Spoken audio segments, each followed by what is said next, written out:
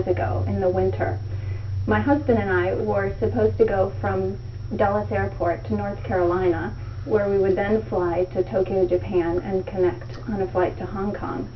As it turned out, we did go to North Carolina, and then we spent about 5 hours in the air, and everything was going fine until the pilot made an announcement in Japanese, of course, because we were on Japan Airlines. And I should go back and add that when we were on the tarmac in North Carolina, the flight attendants were standing out by where the plane was going to take off, and they were waving very formally to wave us goodbye on our way off to Japan. So that was an indication of what was to come. We were about 1 hour outside of Anchorage, Alaska, to the west of Anchorage, and the pilot made an announcement that we would be turning around because of mechanical difficulties, and didn't elaborate on that really at all. And everyone seemed unusually calm on the plane. I couldn't believe it. I thought someone should be screaming, although I wasn't screaming. Someone should have been.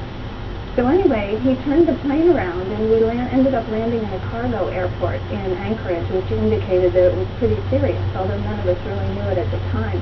But as we were landing on the runway, on either side of where we were landing, there were about 100 ambulances and fire engines lined up all along the runway. And so then we started to get the feeling that it was pretty serious. And we ended up landing, and we got off of the plane and went into the airport, and through the window we could see that one of the engines, the right engine, was on fire.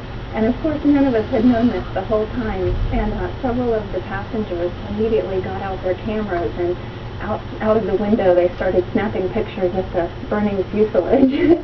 So it was quite an adventure, and we spent the night in an airport in Anchorage, in a hotel in Anchorage that evening, and my husband and I, like I said, thought we were going to Hong Kong, but it was December, and so we were dressed very summer-like. I had on a thin wool jacket and very thin summer pants, but we were determined to see some of downtown Anchorage since we were sure it was the only time we would be there in our whole lives.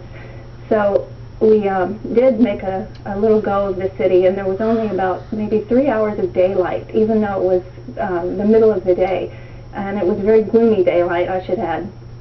And the next morning we were to get back on a plane and head for Hong Kong as originally scheduled, and they put us back on the same plane. It was very perplexing, but it turned out they had replaced the engine overnight with another engine that had been flown in from Tokyo. So we all got back on the plane with much trepidation and flew to Hong Kong without event and landed the next day. So that's the story of my trip. The only trip I took to Asia, and I'm supposed to go this winter again, so I have some reservations, but we'll be brave.